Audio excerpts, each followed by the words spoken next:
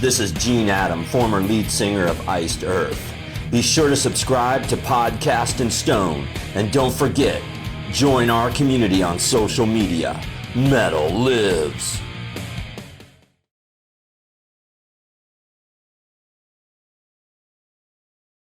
Intro time. Ladies and gentlemen of the Iced Earth community, welcome to Podcast in Stone, the only podcast 100% dedicated to iced motherfucking Earth and all the other stuff that's going on related to the band, such as Purgatory. I'm joined, as always, by the incomparable Chuck Hoskins. Speaking of Purgatory, we had Greg Seymour on yesterday. Today we have the lead guitarist of Purgatory, the one and only, because if there is another one, it's a fucking imposter, Bill Owen. Bill, welcome to the show, man. It's been a long time coming.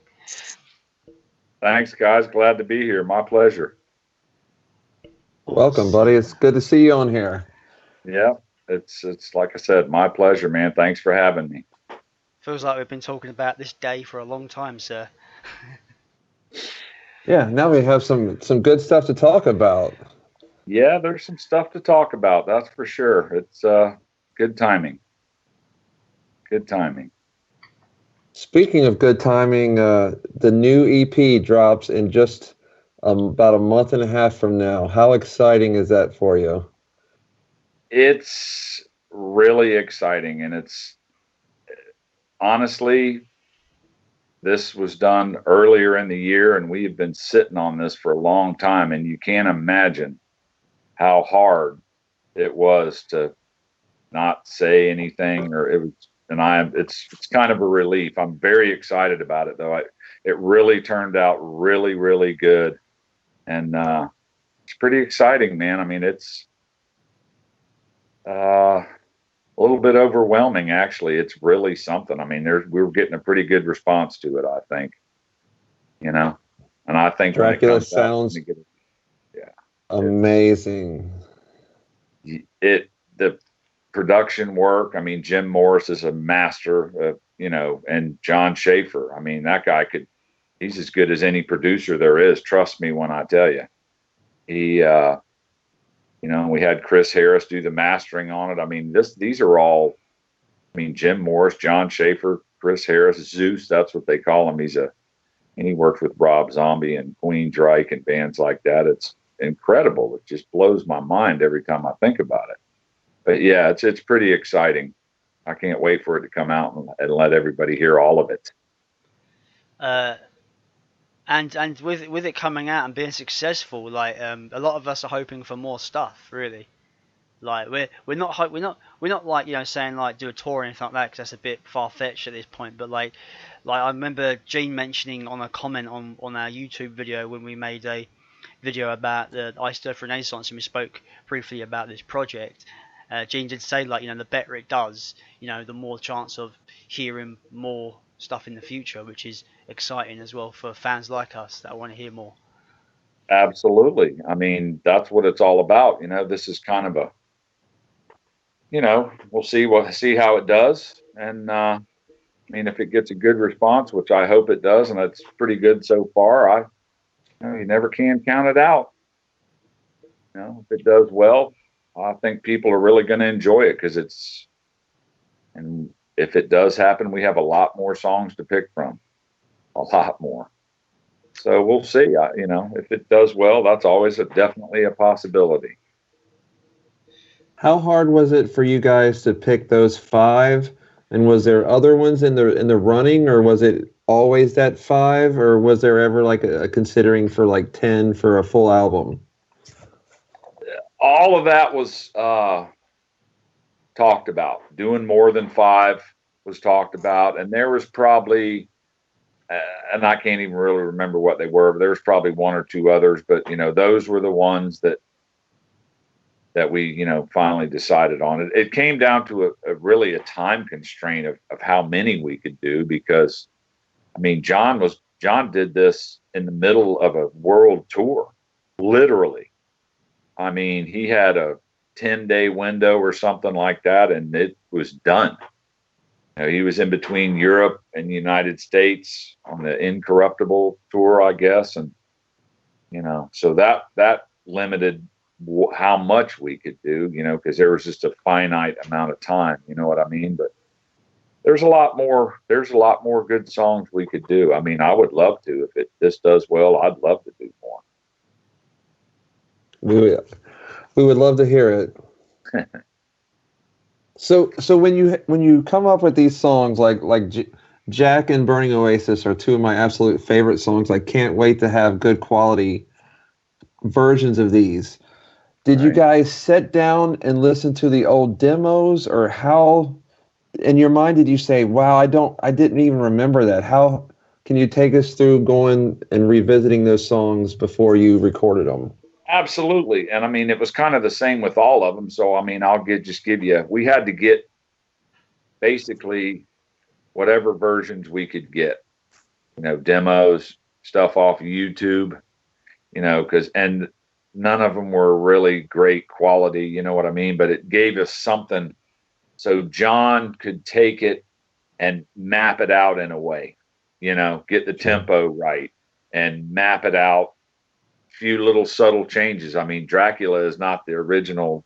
I mean, there's some arrangement changes from the original, just little things that work better, because we know more what we're doing now than we did then.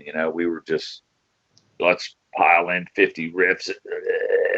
We didn't know what we were doing, but something that makes things more listenable. But he'd take the song, map it out. I mean, of course, all the rhythm tracks were done first. He did all that in his studio. And I can remember just went over to Jim's house one day and John was there because we were getting started. And, he was just playing me the tracks with computer drums. I mean, I know that's what you call them, but you know what I mean? Like just a drum program, with something. And I was just like, holy smokes, man. I mean, John Shaffer's a pretty good rhythm guitarist. I mean, he knows all about tone and it really sounded pretty good. I was just like, holy smoke. I said, man, it sounds good like that. He's like, no, we're going to have a real drummer on it. This is just, and he put like just a little bass line in there, just, for something to listen to, to make it more. And then we went and took those home and like rehearsed them a little bit. And that was it. He mapped it out. This is how we're going to do it. This is where we're doing the parts. All I did was solos. That's it. I'm not even going to imagine trying to do any rhythm parts. Are you kidding me? They got a pretty, that was pretty locked down. Now, okay, so, can we go to like, not the beginning, because that's going back to the 80s, but I mean the beginning of kind of like the process of this idea coming to fruition and like talking about doing this to begin with. Can you talk about that? Absolutely. Well, I mean, the first thing that happened was you guys had Gene on your podcast, and that was huge, because somehow it came to John's attention. I guess it through Iced Earth channels or something. There's a Gene Adam interview, and he's like, man, I want to see that. So, he checked it out. It was like, wow, that is, and I think the same day he watched it, he called Gene on the phone, or he sent him an email maybe. Oh yeah, this is John. I really like to talk to you and whatever. Well, Gene, I don't think really believed that it was John after 27 years. 25 years, yeah. 8 years. So he says, if this is John, you call me. So 5 minutes later, John called him up. Definitely it's John, no doubt about it. And he says, and that would have to have been the end of, I don't know when the Gene interview was, the end of last year sometime. October, November, something like that. It was probably before October because we had John in October and that had already happened. I think it was like September, like early September, because we started the podcast late August, so it must have been like September. Call it September. Time. Okay, but so that happened, And then John came down in October of last year. He had some business to do, and he has family here, still. And he says, "Yeah, man, I'd love to hook up with you guys when I'm there." Cool, no problem. So we, picked a place, a local place here in Tampa. And we all met up, which was really cool, to have some time, because I'd seen John several times through the years, here and there, but never to sit down. And we just talked about a lot of stuff, and we were, going over a bunch of old stories, just laughing and talking about some stuff, because we were kind of out of our minds back in those days. And then John just said,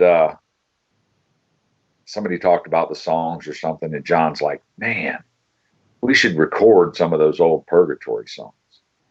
And at first I was like, "What? What are you talking about?" And he goes, "No, really." He says, "We can do it." He said, "We really should record some of those songs." So, and again, I'm thinking, well, aren't you kind of busy right now? I mean, he says, "Well, yeah, we got a little, I think they did a short European run right after that. And then they were getting ready to start the States." But he's like, and there it was, there was a time at the end of January till like the first week in February. And he says, "And we can do it." He says, "We can do it." He goes, "I know it'll be fast and we can do it." And, he went home, and, in those couple of months, he was, I was sending him any file I had. I guess Gene sent him some files of some songs, and he mapped it all out and, put it together, mapped all the songs, a couple little arrangement changes, but, getting the tempos right and everything, because he knew most of it wasn't going to be played live. You have to do it each person at their own time, so you can't have, time fluctuations and all that. He had to sync all that up and get it right. And then we just, pieced it together, piece by piece. I mean, he had his rhythm tracks done quickly. And then I think the way it went after that was, I want to say that Gene did the vocals next. And then Reuben Drake, I don't know, and I wasn't there for his parts, but he did. I think he's worked with John before. He's a studio bassist. He's an incredible bass player. And Mark Prater. And then I did my stuff last, but, he mapped it out from all the versions of the old songs and, laid down a good foundation, and then we just piled it all on, and I think it really turned out good. He knows what he's doing. He's done this once or twice. It's got the Iced Earth world and Purgatory world just shaking. Everybody is so excited about this, and just the nostalgia and, the King Diamond references with Gene. Gene sounds amazing. He killed it. We can't wait to hear more. I can't. He did so. He really, really, really killed it. I mean, he did such a fantastic job. He did a fantastic job. John, worked with him, and they, spent some time on it, and he just really, really, really did a great job. So good. Like it does put a smile to my face when I heard Gene sing on this, and when he awaiting the night part, he does that scream. Oh yeah. And it does bring a smile to my face solely because when we started this podcast, the first thing I wanted to do was shed some light onto Gene Adam and how much I love his vocals on that first album and on Enter the Realm. I love the guy for his voice on those two releases, and there's like we said in that very first episode, there has been a lot of kind of like not hate per se, but kind of distaste, and he's sort of forgotten in the history of the band because he's only on one record, unfortunately. Sure. But it's like hearing him now, hearing him on this Dracula, recording. I'm really hoping people might go back to those earlier stuff and go, okay, I kind of get it. Like, I hope people take a look at him differently and think, actually, no, this guy is really good. because he smashed it out Well, of the park on this. oh, he really did. I mean, wait till you hear the other tracks. I mean, I'm not going to go into too much, but I mean, there's one part in the song, and I'll tell you right now, still makes the hair on my arm stand up. It's just like, man, he did so good. And people have to realize too, when he was in that band, it was a different band. I mean, when they started getting, and I'm not going to claim to be an iced earth aficionado or anything like that, because I don't know a whole lot of, but when they started getting, again, I've listened to it more recently, but by the time people like Matt and were getting into the band, I mean, that's the songwriting was different. That first record was raw, man. It was just raw. Let's get it done fast. They were all young. They just wanted to, it wasn't, and you know what I'm saying? It was a different band. Sure. Gene is a very unique vocalist. I mean, there's only one Gene Adam, that I'll tell you. And, he has a very unique vocal style. There's only one. I always liked his vocals. Great front man on stage too. He was. I think it was just a different band then. And people try to, and now they've heard versions of other people doing his songs that he sang, and well, it's just different. It's Sure. it's a different time, but it was a different band. The way I see it, It was still almost kind of like Purgatory. It wasn't that long after that, a couple years. Right. it's a product of its time as well. Like, Absolutely. like Gene says, at the time, death metal was exploding in Florida, for one. So you had these kind of young band putting out their first album with almost kind of like a dark thrash vibe going in their sounds at that point. And I think a lot of fans that I've spoken to, they got into they got into the band very, very, very like after that. I got into the band like 10 years after that first album, but it was the first album that I listened to was like the debut album. So I was introduced to Gene first, so I had nothing to compare it to, obviously. So that's why I kind of resonated with the band at that point. But I think a lot of other fans maybe got into the band when Matt was a singer, and they were spoiled by Matt. So when you go back to Gene, I'm not saying whoever's better or whatever, but they're very different. Matt's got a more baritone kind of vocal, and Gene's got more of a snarled kind of sinister vocal. Would you agree with that? Yeah, absolutely. So they're night and day in terms of their vocal technique and style. So when you go if you went from Barlow to Gene, there's going to be a massive difference in sound, and people might not gel with Gene because they've been spoiled by a different kind of vocal. So, because the band went a lot more melodic after that first album. So that's why I don't think people kind of, if you look at it from that standpoint, if you take the first album as a thrash record, an angry thrash record, then I think people they'll get it a lot better. I think that's where they were then. Yeah. That's what it was, and you can't compare.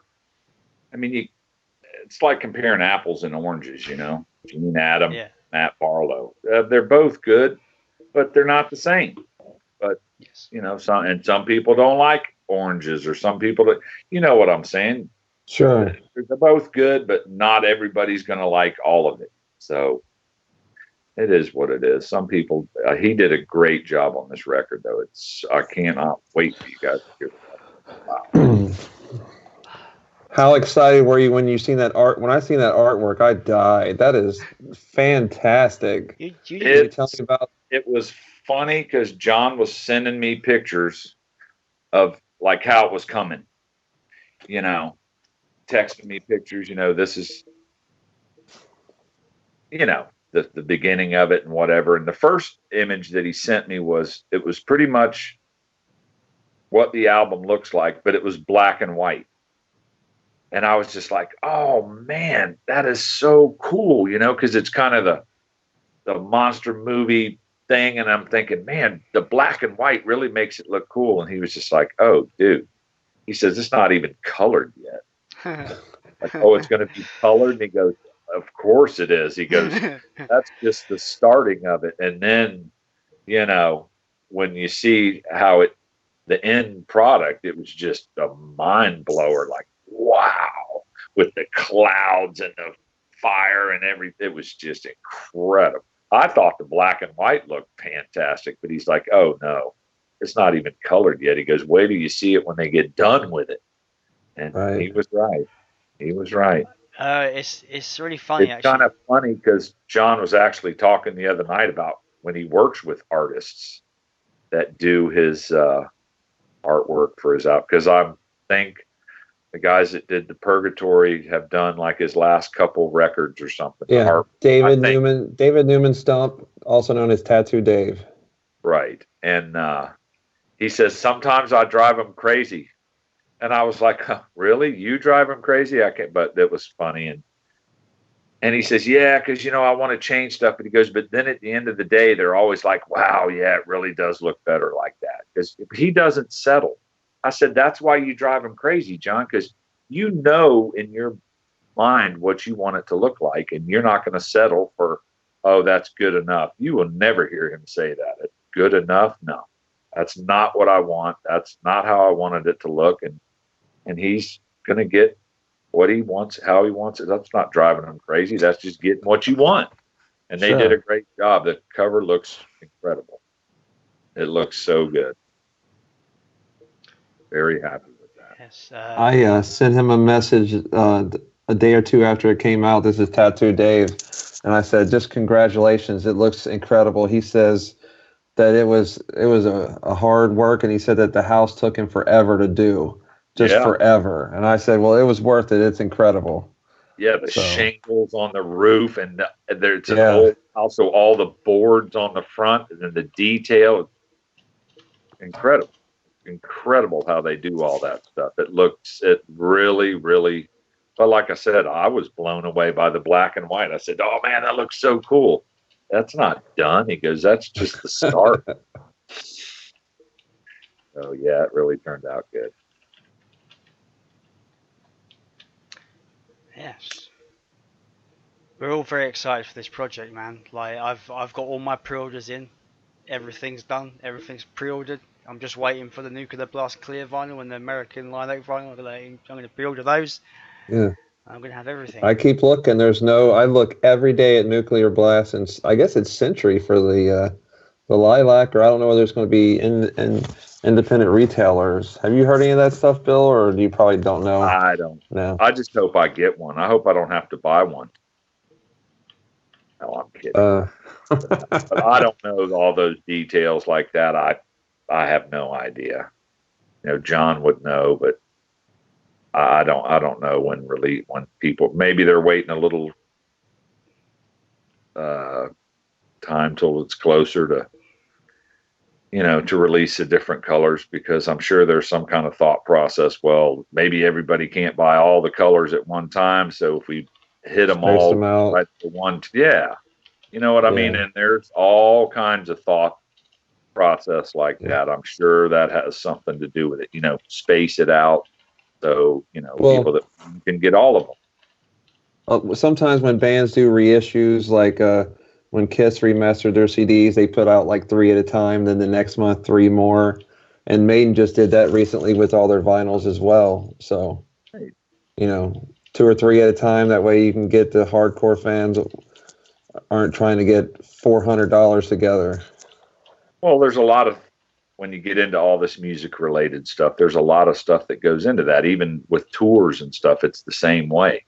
You know, when bands are looking to set up a tour, you know, some of these countries, you know, when you get down in South America or just wherever, you know, you can't come like 1 week after another big band was just there, because, you know, people don't have all that money. They can't go to a concert every week. You know, you have to pace yourself and, you know, to keep it going. You want them to come see you, but if they just saw whoever it was last week, well, they may not be able to do it. So they think about all those things I would never even realize, but they're thinking about it.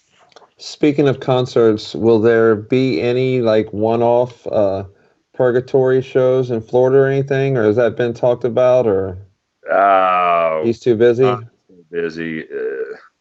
I wouldn't hold my breath for that. he's busy, he's got things going. So I wouldn't, I mean, unless this thing sells 1 million records, then you never know.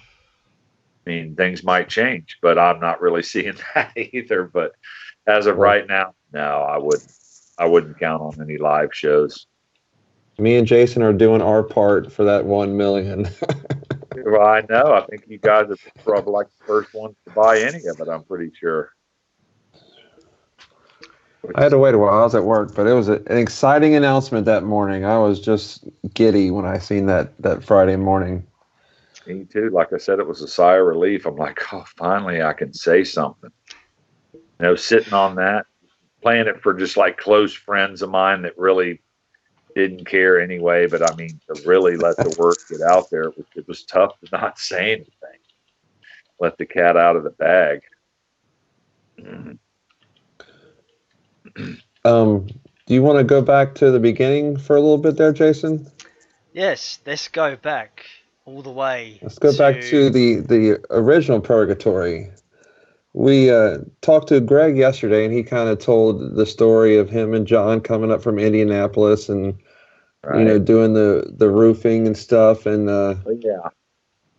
and kind of meeting Gene and stuff. Can you tell us kind of how the age you started playing in the club scene down there, and kind of who got you into playing guitar, and your introduction to John as well?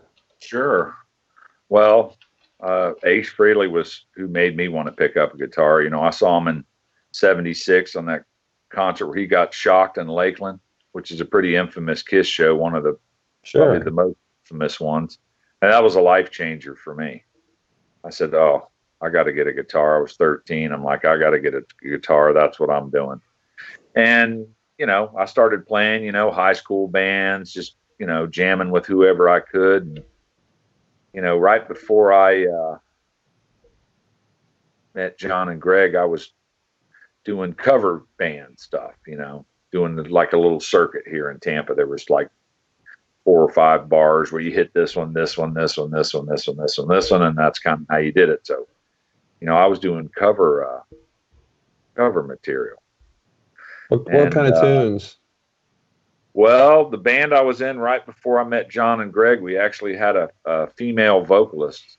So, I mean, we were doing, which got us a lot of playing, because we could do songs, like Pat Benatar songs and Heart and stuff like that. But we also did Electric Eye by Judas Priest. I mean, we did some heavy stuff, and she killed it. But, with a female vocalist, we could, do songs that a lot of the other bands couldn't do. And that kind of fell by the wayside a little bit. And I was living out in Brandon, which is a place near Tampa, with a friend of mine. He was a guitar player, and there was a girl that I knew. I'll just leave it like that. And she says, oh, man, I met these guys, and they're from Indiana, and they got this band Purgatory, and they're looking for a guitar player. And I was like, really? I said, well, do they play? Have they played? She goes, well, no, there's really just 2 of them, John and Greg. So I'm thinking, okay, there's just 2 guys in the band. Well, whatever. She goes, yeah, but they really want a lead guitar player, and you should go talk to them. So, and I said, well, that's fine. Went over, set up an appointment through her, and went to their house, and, it was kind of a crazy first meeting. I'll tell you that. I mean, there's a whole story that goes with just that. So I walk in, and John's sitting in the living room, that video was shot in, the one with the bed sheet and hanging in the back and all of that right there. Walked in, John's sitting there. I'm like, hey man, how's it going? Oh, cool, whatever. I said, well, where's Greg? Is he going to be here? And he tells me, yeah, he's back in his room down the hall. He says, go on back. And I'm like, okay. So it was so funny. I'm thinking he's back there like reading a book or something, right? Well, and this was 30 years ago. You have to remember. a long, long time ago. Greg's a happily married man now, but I'm just going to tell you, he was not reading a book because the door was open. I walked down the hallway and the door is wide open. So I'm just, walk in, stick my head, and I'm just going to say he was not reading a book. He was, I think he was working on some Sleaze Queen material, if you know what I mean, because that's who that was. That's who that song was written about. And I'm just like, oh, dude, sorry, man. Oh, that's cool, man. Don't worry about it. So I'm thinking, who are these guys, man? And John's laughing. He did that on purpose, Right. He did that on purpose. I guess he wanted to see if I was going to run out the door screaming or something. I'm like, no. I'm just going to go back out here and sit with John. Sorry to bother you, but I'll be out here. And actually so then, Greg came out and his drums were set up in the living room. And the song I auditioned for them with was Jack, because he had that already, Nice. and we worked that up really quick. And I'm like, yeah, that's a good song. And then I think after that, we played Symptoms of the Universe, and just started jamming. And I think right then, it was maybe the next day or the day after that, we went to Richard's house, which is where we practiced for a long time. And that's, they had, before they met me, they had already met Richard and Gene, and we're setting up a thing to go jam with those guys too. And I'm not sure if they even jammed with them yet, but it was just a day or two. And we went over there and started jamming, and that was it. I mean, that was the start of it. We, practiced 6 nights a week, and we were writing the songs as fast as we could. We worked hard. We worked hard at it, but that's how I met him. And that's kind of, that was that, then it led to a whole bunch of other stuff, but it happened pretty quickly. I went over and auditioned, and I guess I was in. So, not long after that, we were at Richard's. He had a studio behind his house, and we were in there every night. Go to work, do your roofing, come home, take a shower, go to practice till midnight, and do it again, like every night pretty much. We worked hard at it. Sure did. Now, Greg was telling us how disappointed he was when Richard left and I forget the name of the band he went to out in California. Yeah. So do you remember how were you afraid that the band was going to fall apart, or can you tell us what you were thinking when Richard gave his notice? Honestly, he didn't give any notice. I'll tell you how that before he went. Well, there's a little beginning to that too, because John Cyrus, if you're familiar with Agent Steel, was the vocalist of that band. And he was in Tampa. I want to say he was doing something at More Sound right when we were doing the Psychotic Dreams, is about when I think that all that was going on. But he was basically down here to try to get John and Richard in his band. Well, not down here for that, but he was trying to get them in his band. Well, I came home from work one day, and John Cyrus was at our house, and John Shaffer was there talking to me. He goes, "Oh, this is John Cyrus. He's the lead singer from Agent Steel." And I said, "Oh, really? What are you, from St. Petersburg or something? I've never heard of you." And I think John Shaffer was a little bit like, "Oh man, don't," because they were a relatively well-known band.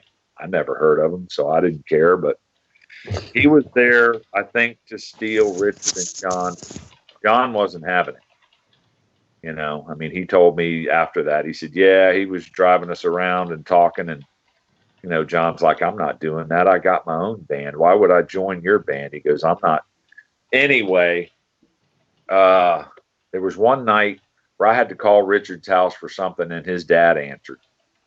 And I said, "Yeah, Pops, is Richard there?" And he said, "Well, yeah, well, no, he's not here, but, I got something I got to tell you. He's going to," and I know you're not going to say anything to the guys, but he's like, he's going to leave the band and go with Agent Steel. And I just hung up on him. I was like, "What do you mean I'm not going to tell him? I'm going to go tell him right now."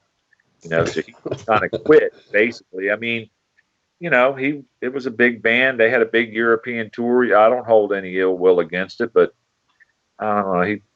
It is what it is. But, that was, and then mean, that's how we found out about it, just from my phone call. But it wasn't even a week, I don't think, or maybe a week, and then Dave was in the band. You know, we put out a thing, he answered it, came over, boom, right in. Like, we didn't miss a step hardly. You know, he filled the position very well, and it was kind of seamless, really. I mean, I hated to see Richard go. I remember the first time I met that guy when we went over there, I'm like, who is this kid playing the bass like that? You know, playing Steve Harris licks. I mean, he looks like he's 14 years old. And he wasn't much older than that, but he was a monstrous bass player. He was so good. And I hated to see him go, but Dave, it was just fate, I guess. I mean, we met up with him and he was right in, and we didn't miss it. And Dave was around for a while. Right. Greg tells us that Dave was a rather nice dude until he joined Purgatory. That all changed. I think that we poisoned his mind. We had that effect on a lot of people, because a lot of people just thought we were out of our minds, you know, because we worked hard at what we were doing, but when it was time to party, we partied really, really hard, you know. And I think a lot of people were kind of shocked. I'm sure the first 5 minutes, Dave was like, man, do I really want to be in this band? These guys are crazy. I mean, we barely knew the guy. We were pouring beer on him, and just, I mean, so I'm sure at first he was probably like, oh my God. But yeah, I guess he liked the songs. You know, he heard the songs we were doing, and you know, that was it. But we had that effect on some people, because we were. When he showed up for the audition, did you send him back to Greg's room? No. 10 points for that joke, Chuck. Yeah, that was a good one. That was a good one, and we still laugh about that. You know, because I'm like, Shaffer, you did that on purpose. He goes, hell yeah, I did it on purpose. Just walk in on the side. Nobody cared, but I was the only one that was. You know, I'm just like, oh, sorry, man. I'm gonna go back out here and watch TV with John. Sorry. Oh, don't worry about it, man. It's all good. So that was kind of crazy. That was my first 5 minutes meeting those guys. They were, they surprised me a little bit, but they were into it. I mean, you could tell right from the start. You know, they were definitely into it. And I said, these guys are serious about it, you know, because I wasn't going to just get with whoever. I mean, they were really serious. Oh, we're going to do all originals. That's it. We're not going to do any covers. And that's kind of appealed to me. So there it was. I might have gone on with it a little too much, but that was my first meeting with them. A lot of stories after that. Now, you guys did a couple demos before your departure. Can you tell me a little bit about the demos that you did? And was there rumblings of the Enter the Realm before you left? No, I never knew anything about that. We did some really, really, really crappy. I mean, there was probably 100 demos that we sent out that was recorded on a ghetto blaster, literally. I mean, set the ghetto blaster up outside the practice space because it was too loud inside, so we set it right outside the door and played live. And we sent that out to people. I mean, we were just sending, you know, take it home, dub it onto 100 Max L tapes and take them to the post office and mail them to whoever. There was a couple of those demos that we made that were, you know, they were just not good. And then Nasty Savage was a big band in Tampa at that point. I mean, they were the shit, you know what I mean? And, you know, we would play that album religiously because they were, you know, they had an album out. They were doing tours. I mean, they had it going, you know, and we saw Morris Sound on that record. And we were just like, well, that's where we got to go because, you know, they know how to do metal bands and that's where we need to go to do it. and that's where we did Psychotic Dreams. That was our first real studio in a real studio. You know what I mean? And it's funny because there was a part in the song In Jason's Mind where there's a middle section, on the bass, do do do do do do do, where Richard's doing this thing, and it sounds like on the Psychotic Dreams, it sounds like there's like crickets and things chirping in the background like he's walking through a swamp. Well, where we got the idea from that was when we were recording with the stupid ghetto blaster outside the door. When we went into In Jason's Mind, when he goes into the little bass solo there, that's a more quiet part. Well, the recorder's sitting outside, so we're getting the crickets and the frogs that's in the backyard. And we were just like, oh, man, that sounds so cool. It sounds like he's walking through a swamp. So when we got in the studio, we had to get like digitally sampled swamp sounds to put in there but that's how we came up with that idea, just from the boombox being outside. I don't think I've actually heard Psychotic Dreams, because I think that demo isn't. Is it available on YouTube? I've not seen it on YouTube. I know that the horror show demo is available because it's the most common one. Because all that was Psychotic Dreams, and then we went in and recorded Dracula and just stuck that on the end and re-released it as horror show to send out more. But Jack and In Jason's Mind is Psychotic Dreams.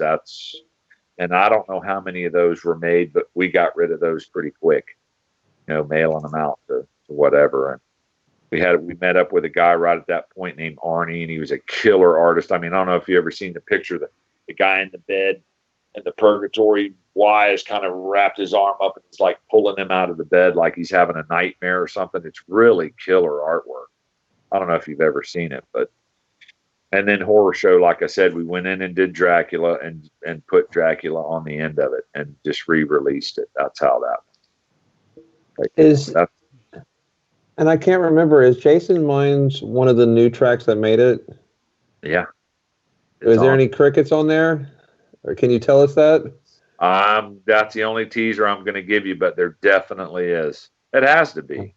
I mean, that was like part of it, It's nice. Yeah, it's that's one of that one turned out really good too. Really, really good. Now, speaking of the track listing for the CP, and considering the kind of themes and subject matter of the songs that you did write back in the Purgatory days, it was very much horror inspired, obviously. Jason Voorhees, Freddy Krueger, Jack the Ripper, Dracula. It's all just classic, horror stuff, and I'm a big fan of the 80s. 80s to me is golden age horror. Like, you can't beat it, in my opinion. Yeah. And I forgot my train of thought. That's it. Gene, when we spoke to Gene, like a year ago, over a year ago, all that time ago, he spoke about how you guys would sit up and watch horror movies like every night and just binge watch horror films. So you was a part of that horror kind of craze in the 80s. Oh yeah, yeah. I mean, that's where the horror show title came from, was Clockwork Orange. Yeah. God says at the end, "Oh, it's a horror show," and we were like, "Oh, horror show, that's it, man. That's the title right there, But yeah, and as a matter of fact, I mean, John was in town just last weekend for something he had to do in Orlando or something, and he stayed at my house, and Gene came over and we watched Texas Chainsaw Massacre while we were just sitting around talking, just like for old time's sake. You know what I mean? The Texas Chainsaw Massacre 2 we watched, because that was one of our favorites. I've not seen that one.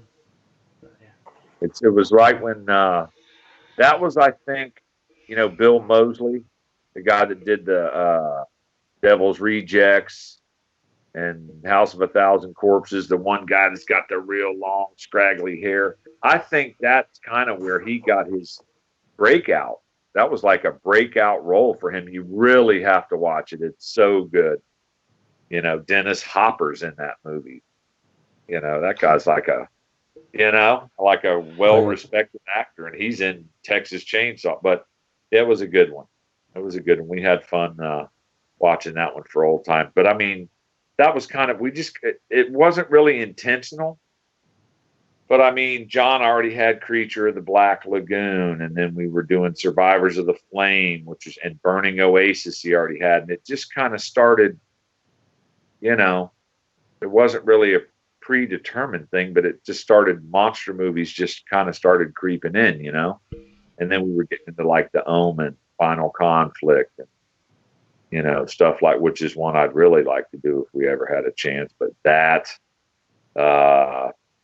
Creature of the Black Lagoon, of course, Bladed Chain. We got that from the Texas Chainsaw Kick. That's a really good song. I would love people to hear that. But I don't even know if we have a good version of it. That's going to take a little bit of work. But it just kind of creeped. It was our theme. Our stage looked like a big graveyard with, because when we put on a show like that, we would get there like 5 hours before the show. I mean, we had a big curtain rig that went out in front of the stage, and this is in little shitty clubs, you know what I mean?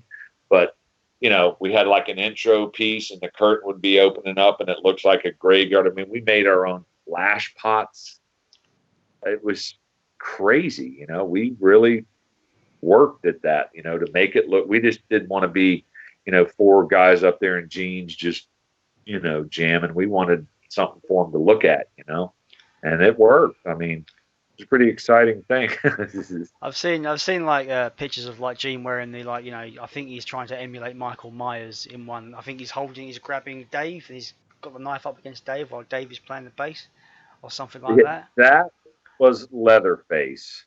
And we actually, for a couple of shows, we were talking about, because we had a guy that did those things. He dressed up like Jason. Jason would come running out and kill people. And then, when we got the Bladed Chain, I was like, man, we need to get a Leatherface costume and have Tracy come out as Leatherface with a chainsaw. And at first everybody was like, what? Come out with a chainsaw, on stage. And they were like, dude, he's killed, right? I said, no, dude, you just take the chain off. Nobody's going to know.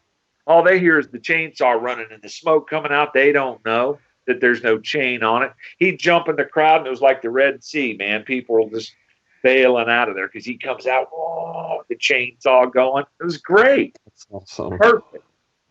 So we tried to do things like that, but he, like I said, he did Leatherface, Jason, I'm not sure. And then Gene he did the Jack the Ripper thing, when he had his top hat on and all of that.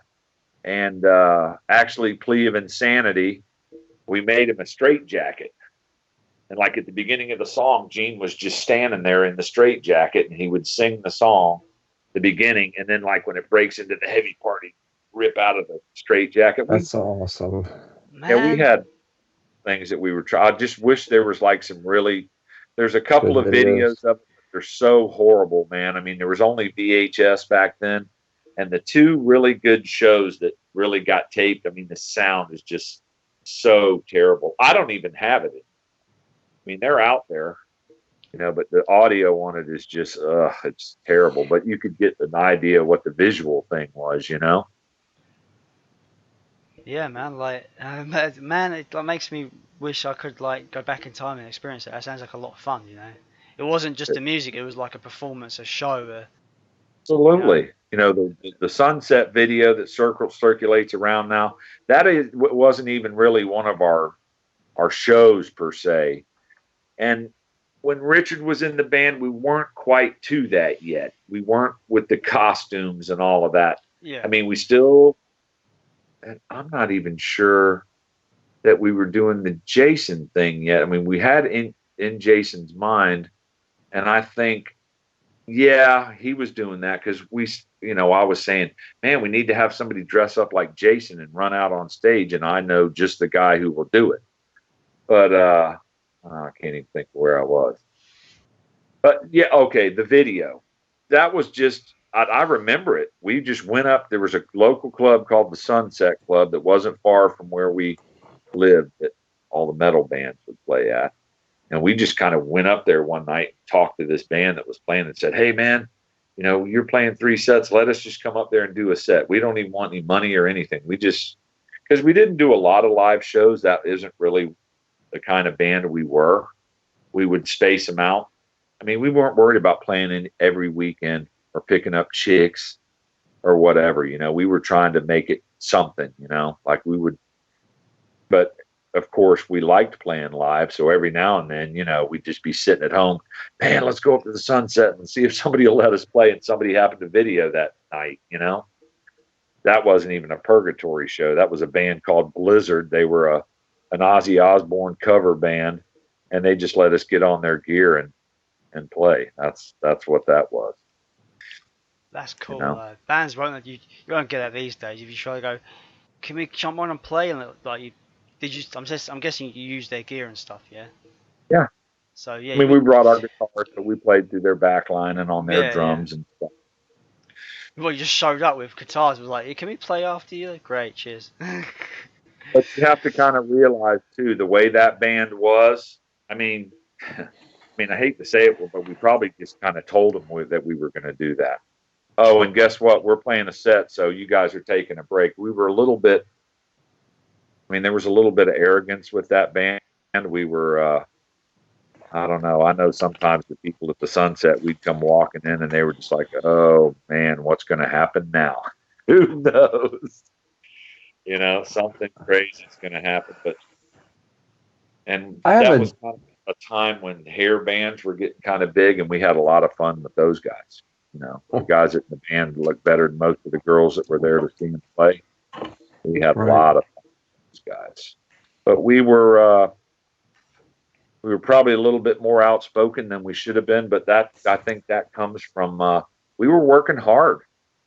And if we got an inkling that your band was like all about the chicks or you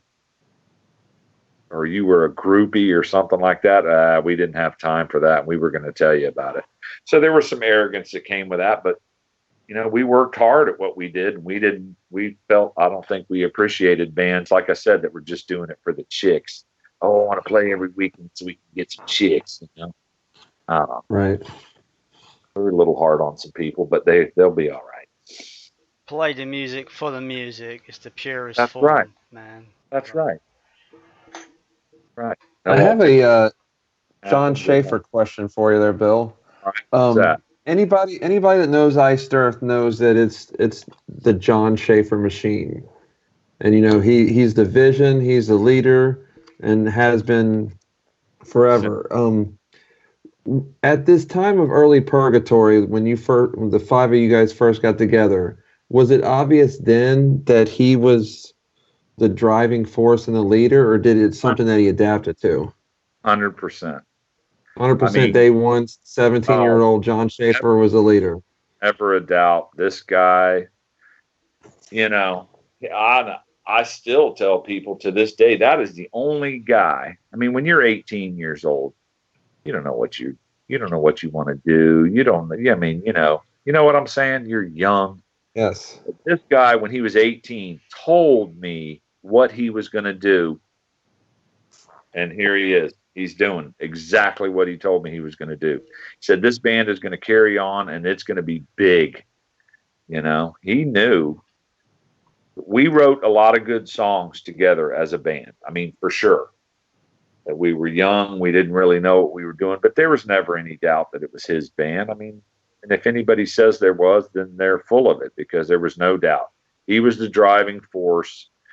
As far as the songwriting went, he came up with 80% of everything we were doing, and then we'd put little things in there, whatever, but he was the one that was grinding them out. You know what I mean?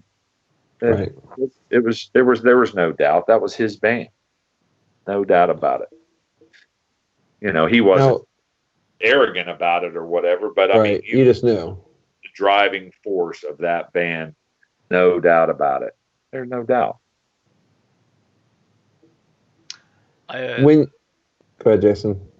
I'm just going to keep saying, I sound like a parrot. I keep repeating myself on multiple videos. But yeah, John Shaffer, the hardest working man in metal, that hasn't got his due.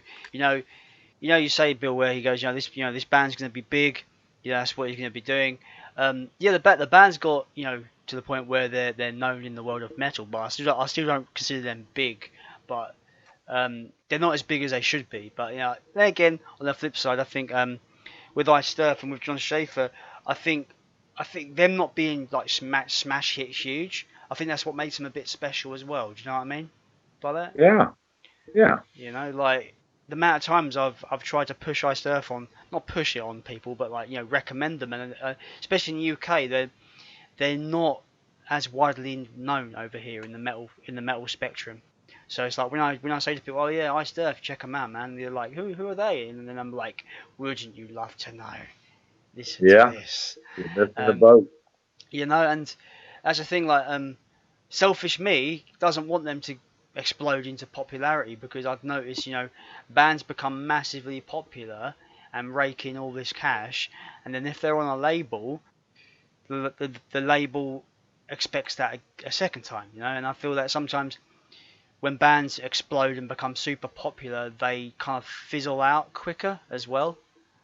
Do you know what I mean? It's I forget where this quote is, who made this quote, but someone said that he'd rather spend most of his life making a mark than to instantly become popular and then instantly phase out as quick as he became popular, kind of thing. I forget who said that quote.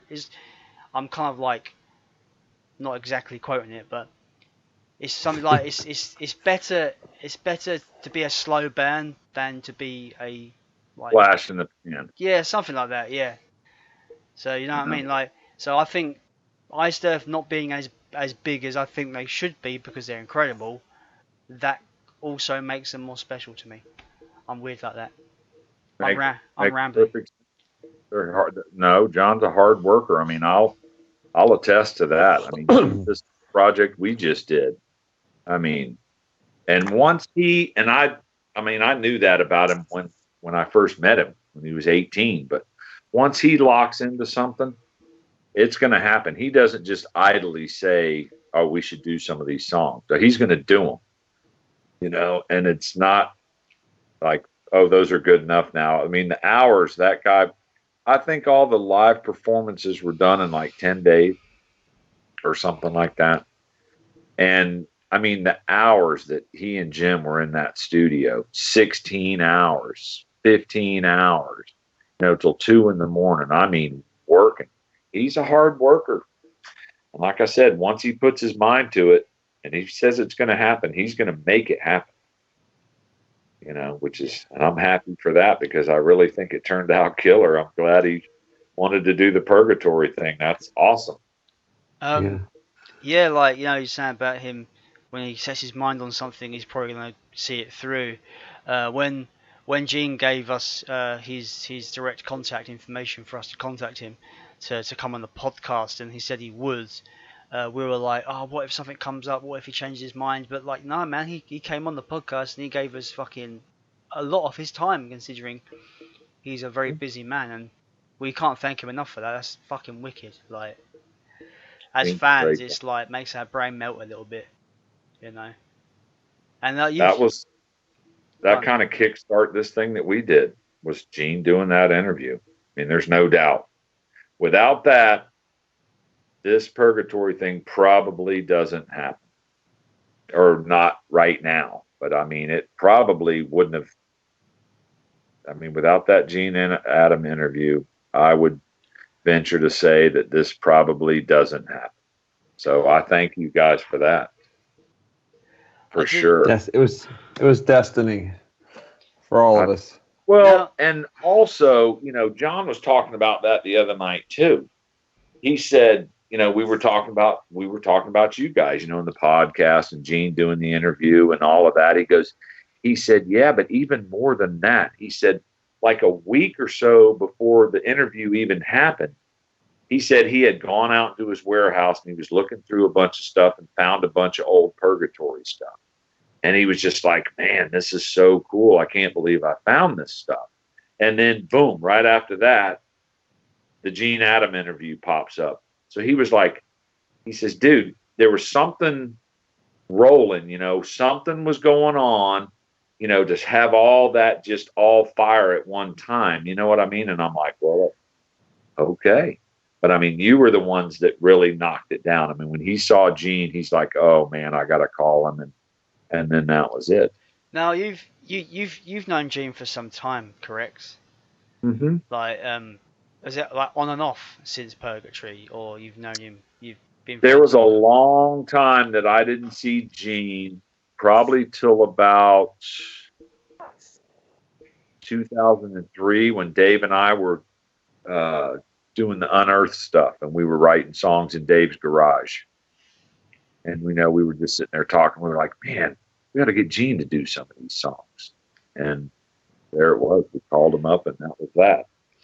So yeah, my point being, 2003 and probably 88 or so, I hadn't seen Gene, didn't see him at all, until the Unearthed thing. Yeah, my point being, Gene, do you think him and John would have reconnected regardless of Podcasting Stone or the interview or anything like that? Do you think it would have happened at some point? Hard to say. I remember Gene telling me, called me on the phone, and he's like, dude, you are not going to believe who I just talked to on the phone. I'm like, who was it? John Shaffer. Shut up. I was like, no, you didn't. He says, dude, I'm telling you, he emailed me, and then I made him call me, and he was shocked. I'm sure he probably thought he was never going to see John again. How long has it been? 28 years? 27 years? That was a closed chat. I'm sure all that stuff that he dug out to show you guys, the records and the shirt, probably been in a box in his garage for 25 years. Yeah, or whatever. That was a closed chapter in his life, Yeah, he did say to us that he kind of like wanted nothing to do with it when he was given the kind of like, his exit from the band wasn't a very pretty one, and he just kind of wanted to put it all away, lock it away, and forget about it, kind of thing.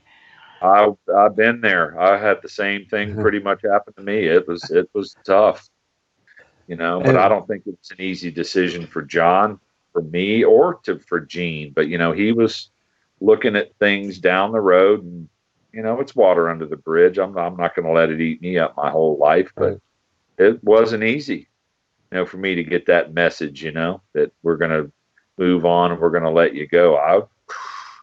That hit hard, that was tough. I don't think it was an easy decision for him either, though. He didn't, because there was some personal stuff there too, not just, I don't know how it is now, but I mean, we lived together for 3 years every day. There's some personal stuff that gets built up at that point. It's not just all about business. I mean, there was no business then. We weren't doing any business. We were Purgatory. We weren't making money. We weren't anything per se. You know what I mean? But I don't think it was an easy. And I know exactly where Gene's coming from. I felt the same way. It was a shock to me. And I didn't really have that much to do with him after that. I, did my own thing, but it wasn't easy.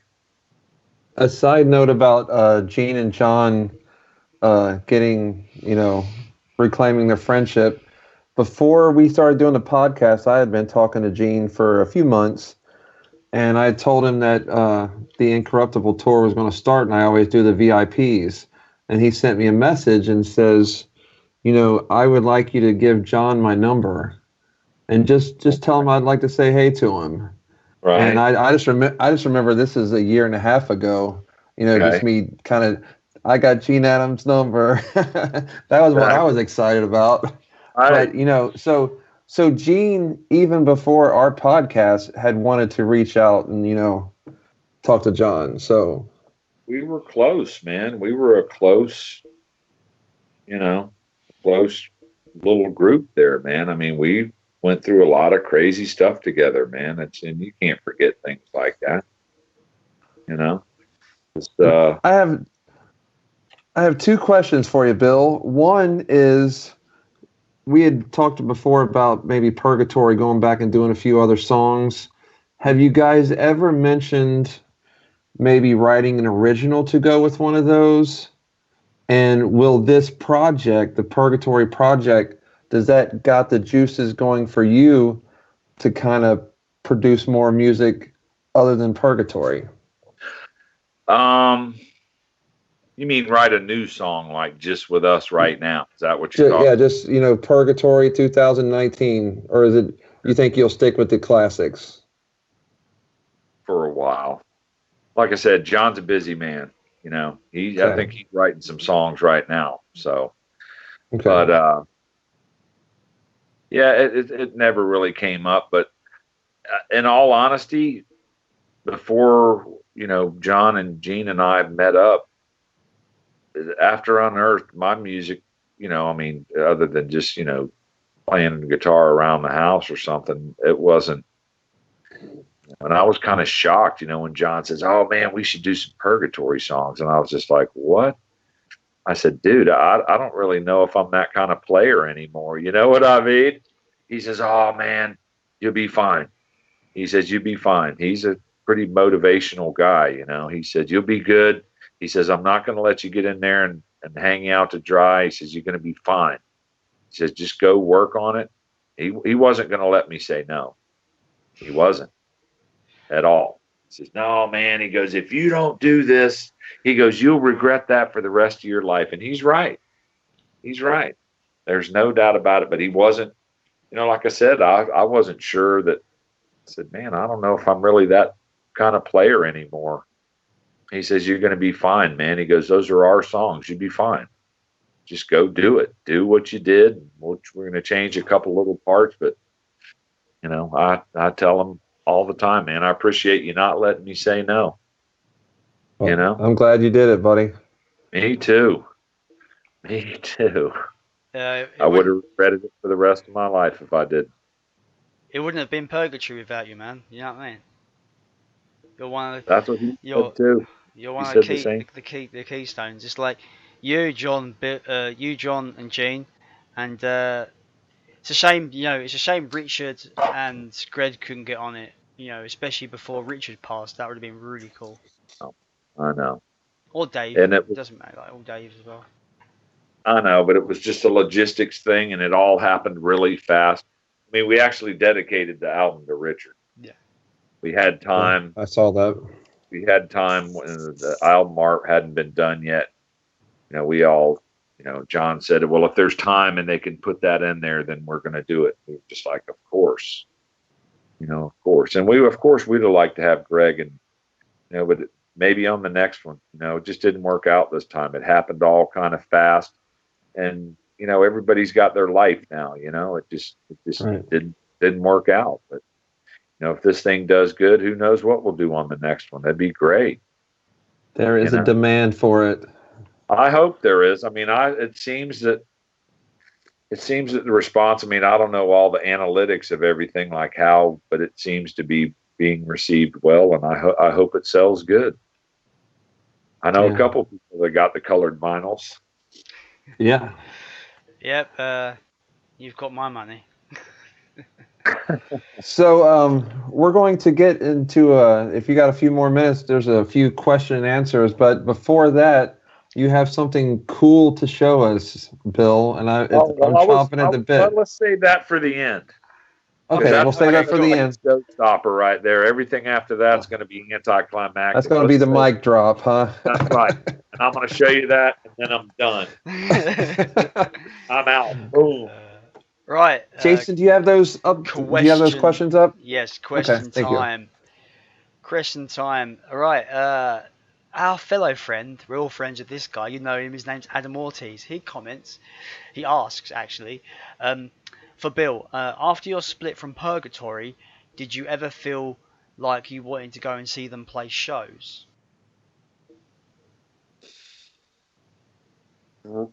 Very shortly after that, no. But, after it took some time, because that was a tough one. You know what I mean? Yeah. And I just didn't really want to. But later on, I did go see him a couple times, and it was always good to see him, and then Greg and I, when we were doing the Inner Sanctum thing, we went and saw him a couple times, just Greg and I would go. But right off the bat, no, I just didn't, I was a little hurt by things, and I just didn't want to go see him. But Completely understandable. But later on I did, and it's all water under the bridge. But right off the bat, no, I didn't. Next question comes from my bruv, Ulysses Hernandez. He asks, what was it like for you to get to work with John and Gene after all these years? Fantastic, like a dream. It was just so cool. I mean, as far as what I've done in music, bar none, nothing's even close to this. I mean, because it was like a dream. You know what I mean? It was so cool to really, and it was a little intimidating. When John was talking about it at first, and I'm just like, oh, man. He says, don't worry about it, man. He goes, don't think about the iced earth thing or Jim Morris. Like, that's easy for you to say. I got you, John Shaffer, sitting there, and Jim Morris sitting right here. Oh, just don't be nervous. Oh, okay. Why didn't I think of that? You're going to be nervous, But Jim and John just made it easy. They really made it easy. And it was a dream. It was fantastic. I'm so happy that he wanted to do it and he let me do it. It was great. Great. Ulysses also asks, what is your favorite band today? My favorite. You can't say Purgatory. Oh, I just said Purgatory. Okay. Other than that, my music, what I listen to is a little bit, I mean, my wife says all I listen to is like crazy screaming music, but I like a lot of stuff. I mean, I like some death metal bands. There's 2 or 3. All after that, it all starts to kind of lump together. Cannibal Corpse, Morbid Angel, Obituary. After that, but I mean, I listen to Led Zeppelin too. I listen to Leonard Skinner. I mean, I like a lot of different stuff. I don't know. And especially if it came to like a newer band, I don't know that I could put my finger on one, really.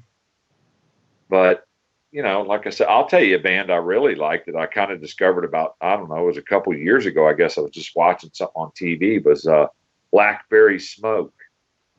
Great. Sure. Band. And I mean, it's kind of a Southern rock kind of thing, but man, those guys are some great songwriters. I remember flipping it on TV and seeing the guy with the big long sideburns, and I'm like, who are these guys? And I ended up watching it for like an hour and a half because they were so good. They're a great band, but it's kind of all over the place. I listen to a lot of different. I don't know if I could pick a favorite other than Purgatory, but we're not going there. Sure. That's a very biased answer, though. Oh, my favorite band's Purgatory. Oh, am I in it? Yeah, sure I am. What can I tell you? Right now, that is my favorite band. I'm not going to lie. Well, my favorite recording. Charlie Espinosa, he doesn't ask anything. He just states something very quite heartwarming. He says, I love how friendship won out in the end and everything has come full circle. Loyalty and brotherhood. That's what it's all about. Couldn't have said it better than that, really. Great quote. Well, I mean, obviously John had been thinking about things for a long time, and wanted to reconnect with Gene and me and, everybody else too, it just didn't, but yeah, that's very well put. Absolutely 100% right. After all the whatever, we were good friends back then, and it means a lot. And he said that, couldn't have said it more perfectly. Now, this isn't necessarily a question because I just found it really funny. Adam Ortiz comments, I want to hear the raunchy stories. Get some flowers ready in case your wives get mad. Gene Adam replies saying, raunchy stories? I don't know what you're talking about. We were perfect gentlemen back in those days. Sure you were, Gene. I'm not sure we were perfect gentlemen, but and a few of those things we got to save for the book. I mean, because there's got to be a book. Right. A lot of these stories, people are going to say, oh, you're making that up. But trust me when I tell you, we were completely out of our minds. And I'm sure we've scared a lot of people because they thought we were insane. But we were just having fun. But, well, the time I met him, that was, pretty much on par with how things went. It was, you never knew what was going to happen. And it was interesting. I don't know if there's any more crazy things I can tell you. Oh, let's think. I can't really think right off. We'll save those for interview number 2. What's that? I say we'll save some of those crazy stories for interview number 2. About them and which ones I can really tell, because I don't know if there's statute of limitations on some of this stuff. I don't want to get anybody in trouble. Yeah. I mean, we were young, we were having fun. It was sometimes it got crazy. I think there was alcohol involved, maybe, probably, for sure. So I think the Greg story was probably as crazy as I'm gonna, because that was just a shocker for me. And I was just Fair like, enough. wow, they're pretty crazy, but I kind of like it. Yeah, we had the similar someone asked Greg to tell the story about meeting you for the first time, and he refused to tell the story because he says maybe I shouldn't let that out on the airwaves. I was like, okay, well Bill might tell us, it's fine. We got Bill tomorrow, it's fine. Hey, that was 30 years ago. He's in love with his wife. I mean, we all did stuff, that was 30 years ago. Yeah, it was a different time. He's in love with his beautiful wife, and I'm sure everything will be fine. I look back at it as being funny now. Hopefully he does, and he doesn't get on me about it. He is a super cool dude too. So by the time people watch this, it'll already be out there. So if you haven't seen it, go watch the Greg Seymour video. I can't wait to. I will be after you see what Bill shows us in a few minutes. Wait for that. That's going to be big. Eagerly anticipate because I really want to see that. I really do. Shannon Wade has asked, but we've basically covered a lot of that. So I'm sorry, Shannon, we have to skip your question as we've covered it already. So it's not really. There's no point repeating ourselves or yourself, Bill. Charlie Espinosa asks a really interesting question. He's always interested about musical gear that was used live or on recording. What guitars, amp, etc. did you use? I used a Fender 7-string that I have. It's a Squire, and it's a 7-string. That's what I played all my stuff on. And as far as amps and stuff, I did my tracking at Jim Morris's house. I didn't do any tracking in the studio, per se. I went to his house. He's got a smaller, and what he did for me was he gave me something good to listen to while I was playing. But then he went back later and put it through a Kemper or one of those things and, chose a different amp and whatever. But, I trust him. I knew he was going to make. So basically when I played, I was just playing through headphones and he dialed it up with, some good sound so I could hear what I was doing and it sounded good. And then to be honest with you, I'm not sure what he did after that as far as, how you can take it and then run it through a digital, however they, and then he put the sound to it. What a Kemper does, it kind of emulates amps. Yeah. So, amps, guitars, what microphone you have on the amp, all of it. Yeah. I trust Jim implicitly. I knew he wasn't going to make it sound shitty. Right. He did it. One thing you'll appreciate, though, as far as gear goes, though, Jason, was Mark Prater. The drum set he used for the Purgatory is, and I've heard you say it 100 times, that's the drum set he played the drums on your favorite record ever, was that same drum set. Something awesome. Wicked. Right. I mean, just a little trivial fact for you there. So there it is. Nice. And as far as what John uses, out of probably 500 guitars that he owns, I couldn't tell you, but, he did all that at his house. I never even saw him do it. Couldn't tell you. Was the 7-string your call or John's? That's just the guitar I play. Okay. You know what I mean? I mean, that's I didn't. I'm always curious to, how some bass players will use, 4, 5, or 6-string. I always wonder, where that's decided. Well, along the way. And what I was doing, I mean, the bottom string didn't really come into play because I was really doing solos. Now, if I was doing rhythm stuff, like all the Unearthed stuff, that's the same guitar. You know, all the Unearthed stuff on the record and all of that, that was that exact same guitar. But what I did on this one was just solo, so it was really up on the upper part anyway, so it really didn't matter. You know, that it was, that's just the one I'm used to. Cool.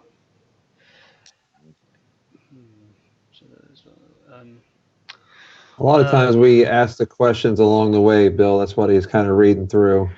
That's fine. Ed Matthews asks, what are some of the funniest things, stories that happen while playing together, either practicing or playing live or whatever?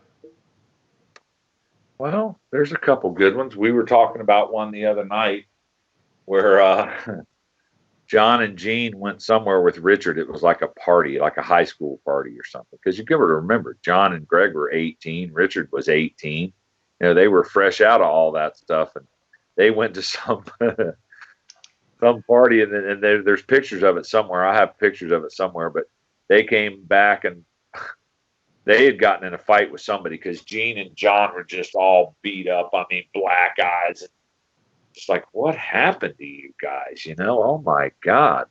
That was pretty crazy. We used to have a guy that, and we called him Chief. He was this big Indian guy that lived with us on and off when we were living together, John and Greg and I. And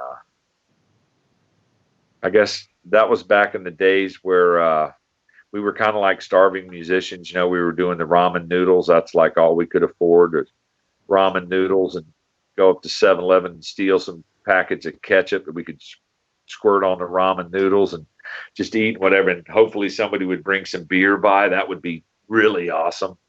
But I guess Chief was one night going to make some noodles and passed out on the couch, and the pot had been on the stove so long, all the water was gone. He was like burning the Teflon off this pot. And I wake up and there's like green smoke all over the house. What the fuck, you know? And I'm like opening the doors. Get up, man! You're setting the kitchen on fire. Oh my God, you know. And then there's the classic. This is classic. This is from the Dave A. Bell era. We were out, I think at the Sunset, obviously, but I went home to somebody else's house after and John and Greg and Dave went home. And, well, I don't know if I should tell this or not, but it was pretty crazy. And I don't know what happened. They were listening to music or something.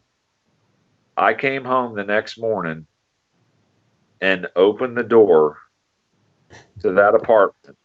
And when I tell you, the entire place was leveled. I mean, every wall, there was a chair stuck in the ceiling in the kitchen when I walked in. Every wall, it was like one big room, and it was a 3-bedroom place with drywall pile. I just was like, oh my God, what the hell were you? So I go back to my room and I'm trying to dig through the drywall to, you know, and things just got out of hand, you know. They were partying, and I guess a good song came on and they just destroyed the place pretty much. Pretty crazy. I will never forget that. I will never, ever forget that. I was just like, what the hell happened? We got to get out of here, man. Somebody's going to jail. You know what I mean? And it's all, I mean, the guy that we were renting the place from, I don't know, you've probably seen him on your podcast, Jason Lacey. He was our landlord. Sure. I mean, he gets credit on Psychotic Dream, Jason, the intoxicated landlord. And it's all like water under the bridge now. It's all, but I thought, oh my God, Jason's dad's going to kill us. He is going to shoot us next time he sees us. But that was probably the craziest thing. I mean, I cannot describe to you how destroyed this place was. It made it in the newspaper. I mean, they leveled that place. Yeah, just tore the cabinets were ripped off the walls. All the walls were literally knocked down everything. And I was just like, oh my God, what happened? Did I miss something? I definitely missed something. That was a pretty crazy. No, That you said you missed something. Do you regret not being there for that or something? I don't know if I do or not. It was definitely a shock. Like I said, I was digging my clothes and stuff out from under the drywall in what used to be my bedroom. And I'm just like, dudes, we got to get out of here. And it was like shortly after that, we relocated. But I was like, we got to go, man, because Jason's dad's going to come over here and kill us all. We got to get out. So did That's they the craziest I remember. did they find out? Like, obviously it was in the news, so it was obviously discovered that the apartment was destroyed. Right. You know, I came home. It was early in the morning. They were still up. It was probably 7 or 7:30 when I was just getting home. You know, so oh yeah, he found out. It wasn't long. He probably wondered, wow, I wonder where those guys are, and then walked over. Holy crap, what the hell? But you know, stupid things we do. There was no malicious intent. It just got out of hand, and they probably themselves looked around like, oh my God, we just destroyed our house. Yeah, you did. Now we got to move. Next question comes from your friend, the one and only Greg Seymour. Oh no. He's he calls you Billford for some reason. Billfold. Billfold. He goes Billfold. Like yeah. what you keep your money in. He goes, Billfold. Oh yeah. Can you please tell us why Gene Adam is not allowed to touch any guitar that you are holding while on stage? Ooh, I definitely can, because that happened early on. Like I said, Nasty Savage was a big band for us. I mean, big. We thought they were, like I said, they were the real thing. You know, we were very impressed. I mean, they were rock stars to us, basically.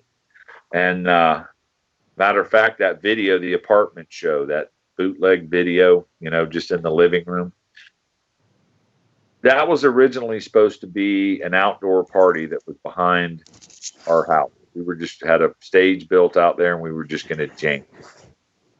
But it was raining, and the weather was shitty, and I was sick as a dog. I mean, really bad. So I'm like, you know what?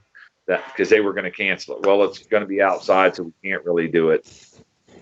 So I was fine with that. I went next door there was a girl that lived in the duplex next to us, and I was just going to crash while they partied. So I'm in there an hour or two, and then Shaffer busts in the door. Dude, the guys from Nasty Savage just showed up from the Sunset, and they thought we were going to be playing. We got to get up and play. And I'm like, you got it. So that was like kind of how we felt. I said, all right, I'll get up and we'll go play. Wasn't long after that they asked us to go with them on Halloween. And a Nasty Savage gig on Halloween, that's big in Tampa. I mean, anybody that's from Tampa metal back in the 80s will tell you that's a big thing. So we were just like, you know, holy shit. Open Nasty Savage at the Ritz Theater on Halloween night. Oh my God, you know. Oh, first, second song into the set. Gene used to always do things like strangle me with his mic cord, like he looked like he was killing me or something. Just like I'd be playing, you know. So at one point I'm playing this solo, and Gene reaches down and grabs the Floyd Rose on the guitar like he was just gonna, you know, like he was helping me play it or whatever, and rips the whole tailpiece of Floyd Rose right off the guitar. So literally, the strings are locked up at the head, and the strings are just swinging on the tailpiece off the guitar. Like, wow. Yeah, man. You know, this is early in the set, right off the bat. So, you know, we had a standby guitar, but it was John's. It was an old Ibanez Les Paul, and Ibanez back then wasn't what it is now. It was basically a piece of crap. Wouldn't stay in tune. So that's what I had to play for but after that, I'm like, Gene, you can don't touch my guitar. Don't touch it. Whatever. but don't touch. So that's where that story came from. And another crazy thing, like I said, he used to, this is a kind of going back to what Adam was asking. We did a show once, because we had the whole big thing going. Well, we had this one part where there was a coffin and Gene was inside the coffin, and we had a smoke machine blowing in the coffin. So smoke was coming out. So when he opened the coffin and come out, well, something happened where he got stuck. Like the door wouldn't open. So all this smoke's rolling out, and we're playing, looking like, where's Gene? What are we doing here? Two guys that were like roadies for us had to run out, get the thing open. He was stuck in there, all smoke in there. So that was pretty fun. Because we're looking back, where's Gene? He should be out by now. What's he doing? Well, he's like, I couldn't get out. So I just remembered that when we were talking about because that was at the Ritz too. But yeah, so Gene doesn't touch my guitars anymore. Never. Not when we're playing. You can play it, but don't touch it when we're playing. Did that bleed its way through to the Unearthed days as well? Oh yeah, it was still a running joke, Gene, because we were doing some old Purgatory songs. We did Lobotomy, Gene, Jason Wine. Back to a certain spot, Gene said, don't touch my guitars. That's not allowed. It's kind of a running joke. Now, as I've brought up Unearthed, should we talk about a bit about Unearthed? How did that come about originally? Just I hadn't seen Dave in a while, and I forget who kind of put us in contact with each other, but it just kind of happened. We were just at first it was just, hey man, we should just jam. I'll bring my little rig over to your garage, and we'll just sit out and we started writing some stuff, and it sounded pretty cool, and just kind of went from there. It really wasn't. I hadn't seen Dave in a long time, but we just hooked up, started writing some songs, and it's a shame that everybody was kind of busy in their lives right then. It really was I'm not going to say destined to fail, but it was just too much going on at one time. You know what I mean? And it was that was a hard record to get out. For a while, I didn't even think it was going to get out. Well, we just went in there and said, look, we got to finish this. We're not going to do 90% of this and not finish it. We need to do it. So, we finished it up, but it was a good time. We wrote some good songs, I think. Did a nice little tour with it. It was fun. Part of the tour.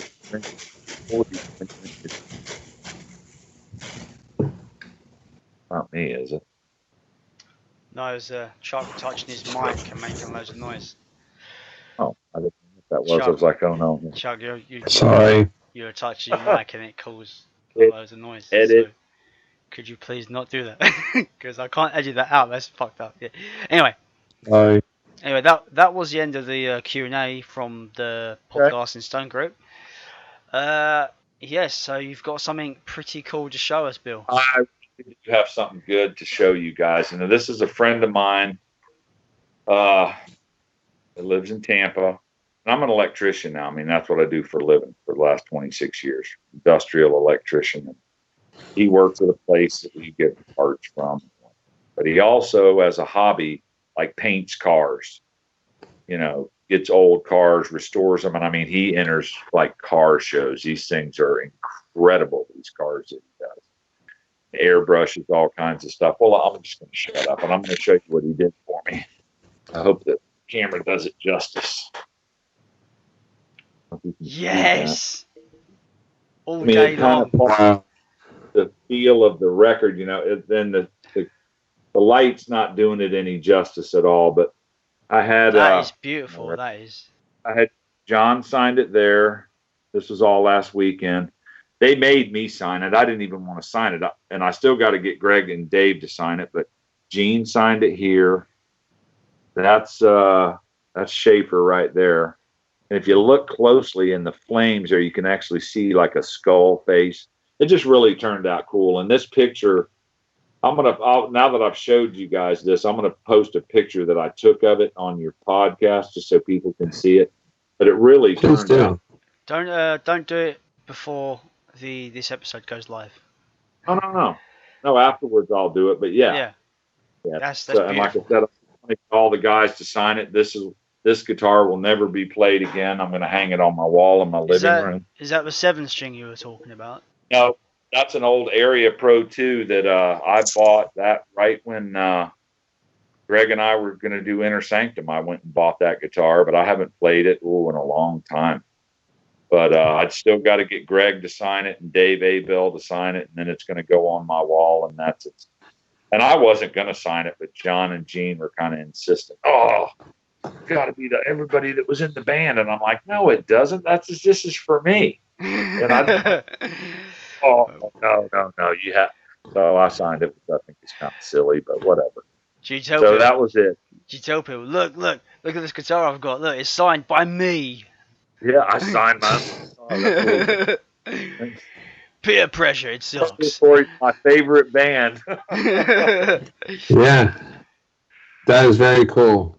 Yeah, I thought it, like I said, the lighting that I have going on right here does the artwork no justice at all. And after this airs, I'm going to try to get with Greg actually tomorrow and see if he can get by after work and sign it. And I'll get a picture with all the signatures on it. But I just thought this was, and the guy, when I went to pick it up, because I was just like telling him about, he's one of the people that I told about the record, but he could care less. He didn't care. But I said, hey man, would you ever think about painting a guitar? And he's like, oh yeah. He goes, I've actually painted them. So I took a picture of the artwork of what the album looked like.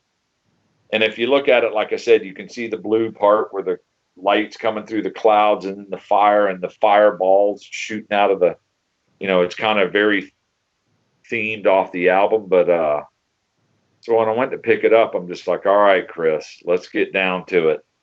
Because when I saw it, I was blown away. I said, how much do you want for that? And he goes, well, I'm going to make a deal with you. And I said, okay, here comes the deal. He says, if you can get me a record and a T-shirt, he goes, we're going to call it a day. And I said, I can do that. That I can do. Because I didn't know what he was going to charge me for that. It really turned out fantastic. I'm glad I got to show you. Yeah, that looks very sweet. Awesome. Yeah. One of a kind as well. Oh, definitely for sure. And signed by the whole band, even me. But anyway, that's it. That's the showstopper for me. That's the best one I got. That's awesome. I got my Purgatory poster there in the background. But everybody's seen that. I think we all do. Yeah. I think we all do. Mine's a little farther back, but it's there. I still need Greg Seymour and John Shaffer to sign mine. I do too. Don't think that's going to happen anytime soon, unless I bump into Greg when I come to Florida next year. What do you got to get him to sign? My Purgatory poster. Oh, the Purgatory poster. Okay. Oh. Well, put that thing in a mailing tube and mail it over to me, and I'll get it signed. I mean, I'll see John again in December. If you want to, send it. And I know the postage might be a bit, but I can make that happen for you, Jason. Just get it over here. I'll make it happen. Something to think about. I know the postage is. Do you know how tempted I am to ask a favor of you if I sent you my Enter the Realm demo and get John to sign it, and get Dave to sign it, as a matter of fact. And I'd be afraid to send that in the mail. Yeah, that's what's stopping me. I'm like, I don't know, because it could get lost in the mail. I've lost it. But I am coming to Florida, so I do plan to bring it with me. If we still are cool to hook up and stuff, man, it'd be great. Yeah, John, I don't know, what his schedule would be like. Yeah, but that's up to you. If you wanted to mail it, that's fine, but that's probably a little bit risky. That's kind of a jewel. Well, if you think about it, I did buy it online and it was delivered to me, so it got to me okay. So you would have thought. If you want to mail it with the poster, I can definitely make all that happen. Dave, I'm not sure about. Did Greg sign it? Or Greg hasn't signed it? No, nobody's. Mine's only. They're the poster. Greg hasn't signed, and Shaffer hasn't signed it. You have, Gene has, and Dave has. Like I said, if you guys want to send me that stuff, I can make that happen. It's I your will talk choice. to you soon, Bill. It's your choice. I mean, I can definitely make it happen. And you know, it's not going to be bootleg. It's going to be the real thing. I'm not just going to sign it and send it back to you. It's going to be the real deal. Now, So, I just want to, as we wrap up this now, I just want to say like how much your friendship has meant to me over this last year and a bit, Bill. It's been a pleasure to call you a friend. It's been a privilege. So thank you for mine that. too, both you guys. Mine too.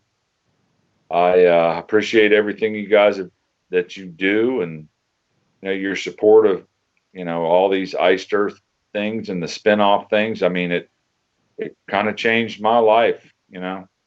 Let me do something that got me a cool guitar. Let me do something I really thought I would never do, and I appreciate you guys for that. I mean that.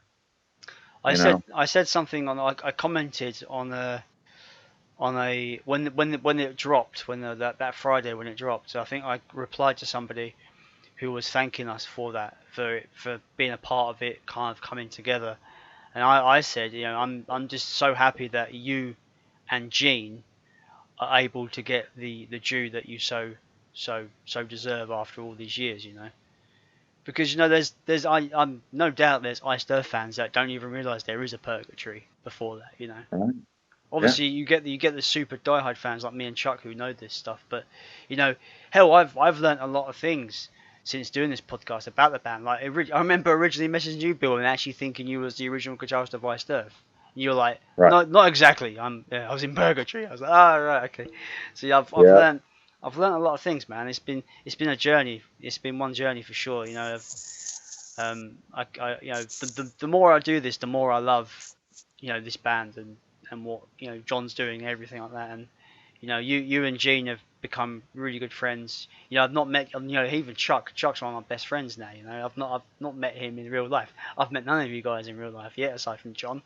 But yeah, I'm hoping to change that next year and come to Florida and hang out with you guys. That'd be great. That'd be great. Never been to America before, so that'd be my first time.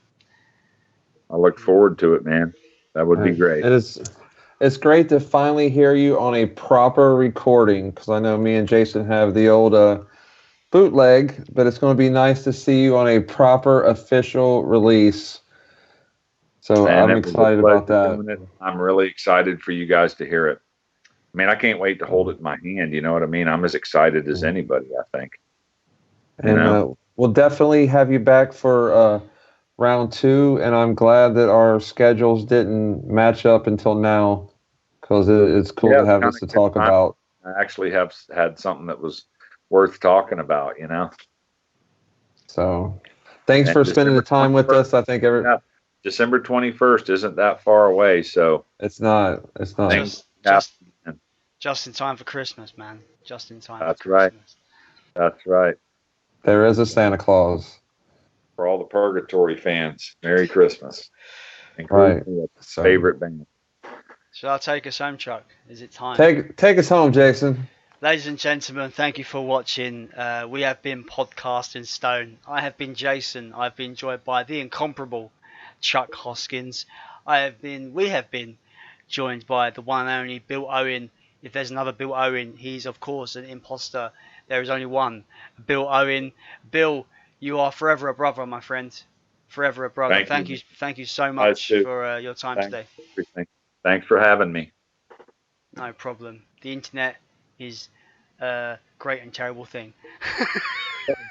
It's both, isn't it? Yeah, all the best with this project, man, because you deserve it. All the guys deserve it, man. And from what we've heard from Dracula, it's going to be fucking killer, and I can't wait. I'm really excited to hear what you guys think when you hear the rest of it. It's going to blow your mind. It really is. And I'm eager to hear what you guys think. But I will be talking to you guys soon. Thanks again for having me. Cool. We'll be speaking. We'll be in touch. We're always in touch. So, yeah. Absolutely. Take care, my friend. All right. It was great talking with you guys. Thanks again. Stay metal, because metal lives, my friends. See you later. Awaiting the night.